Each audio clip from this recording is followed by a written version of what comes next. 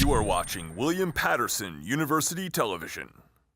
Welcome back to the desk. We're right in the heart of the NBA playoffs, and here to break it down is Stephen, Chris, Richard, and Philip. We'll start with last night's game. The Sixers took the 2-1 lead over the Raptors in the Wells Fargo Arena. Philip, what were some standouts in the series for the struggling Raptors so far? Well, I have to mention, if we're talking about struggling for Raptors, I have to mention everybody on the team aside from Kawhi Leonard right now, because with Kawhi Leonard and Pascal Siakam, they are scoring the vast majority of the Raptors' total points, 63% of their total points this season. And when Kawhi Leonard has stepped off the floor, they have no sense of offense. A 54 offensive rating is that's the worst. No team has ever been that low in history. In 19 minutes that he's been off the court, they're a minus 29. I just can't fathom how bad they are. Guys like Fred VanVleet and Kyle Lowry who have done stuff for the team, and that's me. I'm criticizing Kyle Lowry. It's come to this. Finally, I never wanted to. And we've been on. Me and Chris can even say it. We've been on the show 4 years, and Philip has picked the Raptors every year to win the title. There's like never every been year, a day in my life every where I single criticized year, Kyle Lowry, and every it's come year. to this. Yeah. And I'm finally glad that you're hopping off the Toronto Raptors. Richard, what have you seen from this? I just think that the Raptors are being outplayed. The Sixers bench and the role players like Jimmy Butler, Tobias Harris, and even Greg Monroe stepping up. I don't think people expected this, and Embiid showing that he's one of the best big men out there. It's still a big man's league. Chris? Joel Embiid had a windmill last night that took the house down. That was a very exciting moment. If we take a look at his impact so far this series, he's been probably the best player for Philly in the few minutes that he does play. He's only getting those 30 minutes a game, a little bit banged up. But in those 30 minutes, 20 points, 8 rebounds, only 3 turnovers for Embiid. And I know he's kind of a turnover-prone guy. But for a big man to hit 25 out of 27 free throws, Even getting you're not gonna free throws is huge. The fact that Yeah. you've never seen a big man who could do that. you're not going to find somebody who's going to be able to make free throws at that clip. So Embiid's been fantastic, best player for the Sixers all year, and I'm happy that he's made the transition to the postseason. Now let's move it out west. The Warriors have a 2-0 lead over the Rockets in a rematch of last year's Western Conference Finals. Warriors have looking dominant here. Stephen, between Harden and Curry's struggles right now, is their criticism warranted? I think so far, yeah, because you got to look at Stephen Curry, who was really important to the Warriors last year in their playoffs. If you take a look at his stats, from last year, he's averaging about 25 points a game, and now this year, he's been dwindled down a little bit. He's averaging about 19 points per game now, not shooting as efficient. So he's literally what makes that team run. If you take Stephen Curry off the court, yeah, it's been KD's show, but if you really take Steph Curry off, they're just not as well of a run team without Stephen Curry.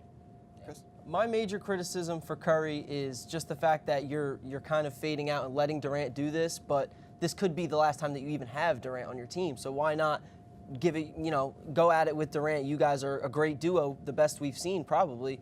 So my criticism for Harden is the first 40 minutes he's okay, and then the last 8 to 10 he's not there. And I just need more from him. Richard?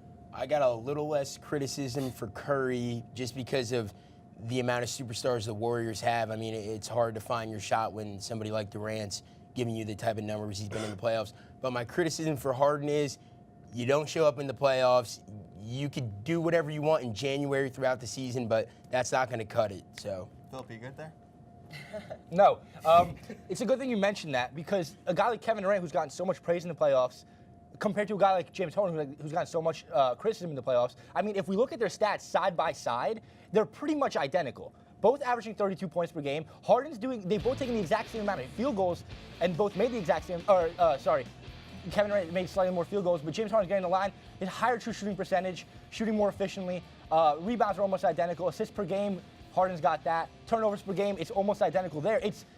Harden's getting criticized for excuse me. I'm just sick of the Harden slant. There it is. I had a cough all day, but I think Richard's really enhancing that.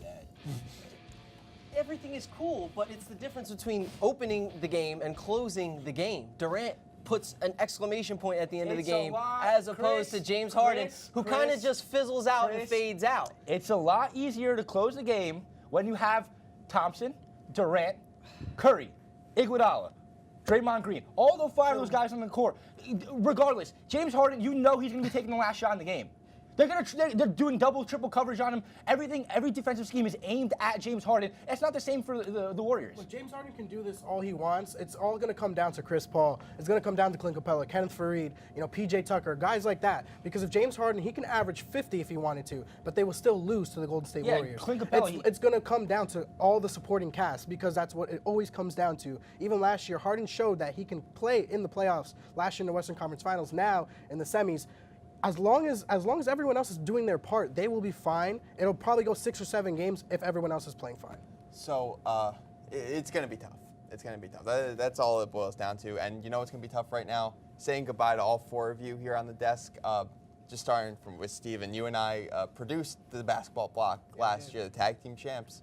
You taught me so much about what it means to be a producer. Chris, you're a Swiss Army knife this year. You've been on almost every sport, and it's been a pleasure to talk every sport with you. Richard, you came with us this year, and you brought some sort of passion and energy that we haven't seen on this desk. It was a pleasure being up here with you, Jay. And Philip, I don't think basketball would be what it is without you. You revolutionized the way that we... Sport or the block? Yeah, the block. I don't think I changed it down much. Maybe the sport, but you really helped us learn how to do TV. Thanks, so man. thank you, all 4 of you. You guys are definitely going to be missed. And that's not the end of the goodbyes today, but that's it for the NBA. We'll be on the pitch talking soccer right after the break.